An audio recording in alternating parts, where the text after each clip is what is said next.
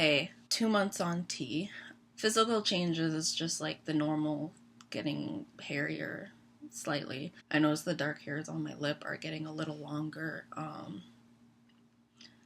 So maybe in a few months I might have the beginnings of a mustache.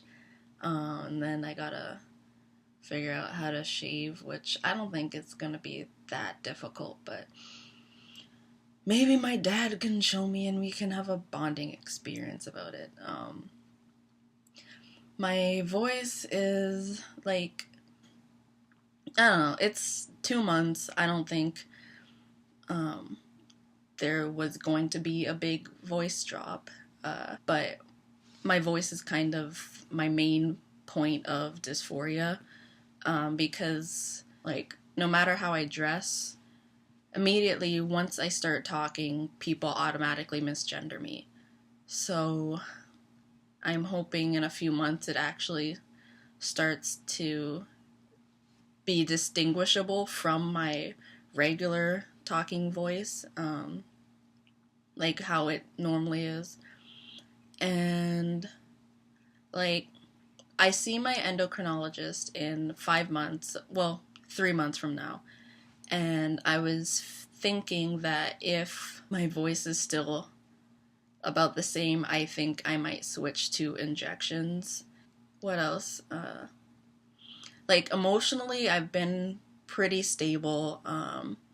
Like, no big mental changes or anything from like my state of mind. I haven't been feeling more aggressive or riled up, and I think it's just how the like I think it just has to do with the rate of like testosterone building up, and like I still am able to cry, not like sobbing or anything like that, because personally I don't do that, and I haven't really been able to do that for like a while, short of like a personal tragedy funeral type of situation. But I mean, like, tearing up at sad parts in movies, like I can still do that, because sometimes, like, when I've heard people describe their inability to cry on testosterone, it's been more like they feel it, but like their tear ducts just don't do anything. I don't know. That's still normal. But what I have noticed is like getting more romantic feelings about people. Like before, I'm not exactly aromantic, but I think maybe gray romantic, as far as sometimes I feel romantic attraction and other times I'm just sort of indifferent to it and don't really feel anything more than platonic feelings. Like, and then at times I could be a little bit more so, like, repulsed a little bit by romantic attraction feelings and not wanting it. But more recently, I've been more inclined to want to have romantic feelings for someone or be in a relationship of sorts, whether it be, I guess, platonic, like a queer platonic relationship, or an actual romantic relationship. And a friend of mine mentioned that it's probably because of less dysphoria. And I really agree with what he said, because a lot of, I think, slight indifference or like repulsion to having, like, to dating or anything like that was because I felt would not be read properly if I were to approach someone, because a lot of times I would be read as a girl. So if I were approaching a girl, I'd be read as a lesbian, and if I were approaching a guy, I'd be read as a straight girl or something like that. And now I feel like my body's changing and my outward appearance is like reflecting my actual gender more. So I feel like I might have more success, I guess, of approaching someone and not necessarily having my actual gender read, because I'm non-binary and so I don't identify as a man or a woman in the first place, but I think not being read immediately as a girl and misgendered in that sense, I think is pushing me to want to have a relationship with someone more so because I feel like, I don't know, I think I can be more of myself and I'm feeling more confident and why does the phone keep ringing? I'm gonna mute this for a second. And comfortable in my body, so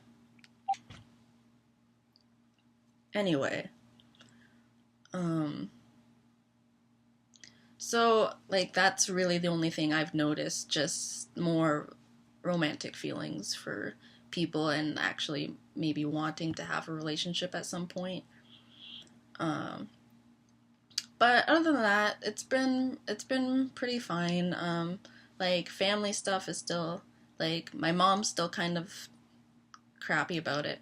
Um and my sister, I recently spoke to her about having the kids call me Alex, her kids call me Alex, or something along those lines. And I explained to her that my issue with it was less so much I really needed them to call me Alex or Uncle Alex or something like that, and more so because I've already heard them use gay as a slur and like call each other like faggots, and they are 6 and 9 right now. And they only heard that in school, and I heard when I was babysitting them, I heard them say it to each other, but they didn't know what any of those terms meant outside of insults. So, I explained to them why they shouldn't use gay as an insult, why they shouldn't say faggot, about being gay and what it means. Basically, I don't want them to only know of trans people from, watching TV shows making fun of trans people and thinking that we're freaks, or learning the T word from school and then calling other people that and only knowing the negative aspects of being trans. And I want them to see it as something that's normal and it's fine, because they know me, so I've figured it'd be the best way to explain it to them. And after I explained it to her that way, she was silent for a while, but she said that she'd think about it more now because I kept asking her what her actual problem with it was, and I guess she was sort of nervous that they would think about it in terms of themselves or something, which really isn't bad, but for her it would be, I guess. So I think we're making some progress in that. And my aunt on my dad's side gave me a birthday card because yesterday it was my birthday.